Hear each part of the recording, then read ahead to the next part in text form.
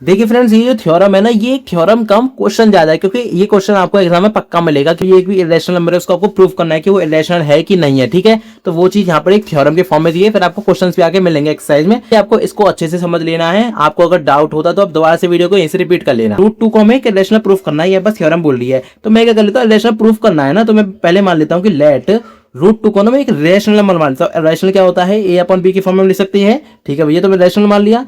Where ए और B, ध्यान रखना रैशनल की फॉर्म आप लिखोगे ना तो ए और बी क्या होने चाहिए, हमेशा ये को प्राइम्स होने चाहिए। यानी कि अगर ए और बी का अगर मैं क्या लेता हूं, अगर मैं एचसीएफ लेता हूं तो इनके बीच में ना कोई भी एचसीएफ आना ही नहीं चाहिए, यानी कि कह सकते हैं 1 आना चाहिए एचसीएफ, कोई और इनका कॉमन फैक्टर नहीं होना चाहिए। ये ध्यान रखना इस बात को।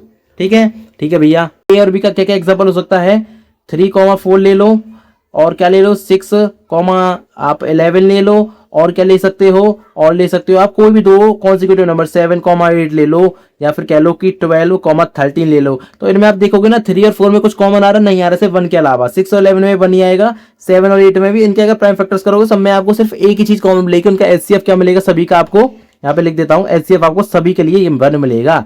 ये होती है को प्राइम की कंडीशंस। ठीक है, ये ध्यान रखना इस बात को। तो अब हम क्या करते थे कि रूट है तो रूट को हटाते सबसे पहले, तो यही तो हम करते हैं। तो मैं क्या कर देता हूँ, स्क्वायरिंग बोथ साइड्स, ये कर देते फटाक से। 2 से 2 हो जाएगा, इधर हो जाएगा ए स्क्वायर अपॉन में बी स्क्वायर। तो यहाँ से अगर मैं लिखना चाहूँ तो क्या मिलेगा मुझे, A square is equal to 2 into B square. ठीक है, तो यहाँ से अगर मैं देखूँ तो मुझे क्या है भैया, यहाँ से अगर मैं बी स्क्वायर लिखना चाहूँ तो ये मुझे मिलेगा ए स्क्वायर अपॉन में 2, यानी कि ए स्क्वायर है ना वो 2 से डिविजिबल है, तभी तो ये फॉर्म लिख सकते हैं। हाँ भैया, सिंस आपको एक बार पता होना चाहिए कि 2 मेरे पास है, ए स्क्वायर से डिविजिबल हो रहा है, तो इसका मतलब हम क्या कह सकते हैं, 2 मेरे पास ए से भी डिविजिबल होगा।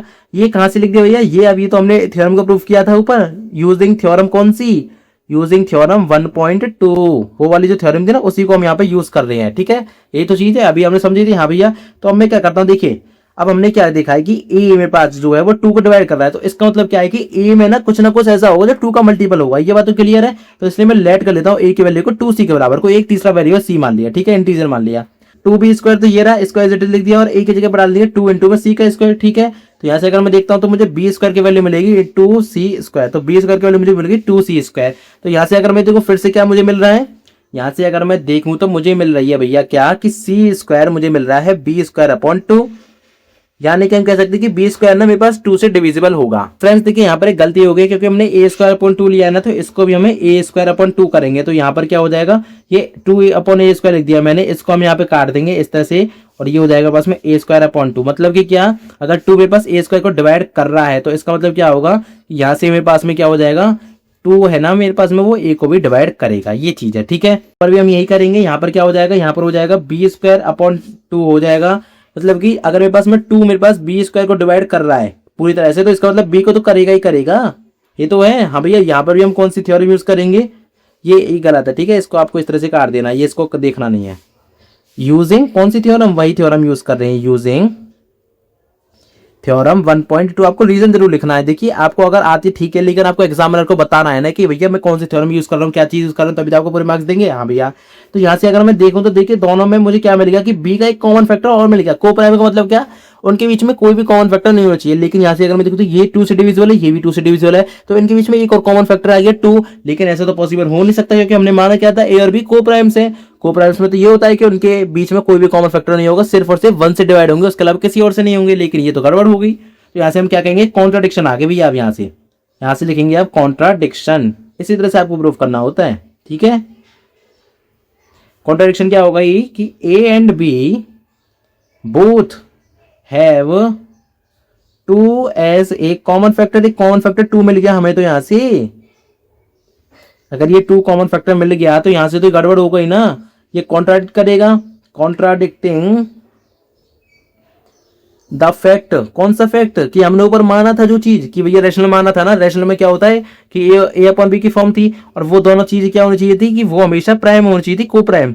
Contradict the fact that they are coprimes, लेकिन अब तो वो को प्राइम रहे नहीं। अगर वो को प्राइम रहे नहीं तो इसका मतलब हमारा जो एजम्पशन था वो गड़बड़ हो गया। सो आर एजम्पशन, जो हमारा एजम्पशन था वो रॉन्ग हो गया। Our assumption is wrong. Hence हम क्या कह सकते हैं, हेंस रूट टू जो है ना हमने माना था रैशनल, वो रैशनल नहीं है, वो इरेशनल ही है। रैशनल नहीं होगा तो इरेशनल तो होगा। हाँ भैया, तो वही हम लिख रहे हैं यहाँ पर, और यही हमारा प्रूफ हो चुका है। यहीं पे लिख देंगे हैंस प्रूव्ड।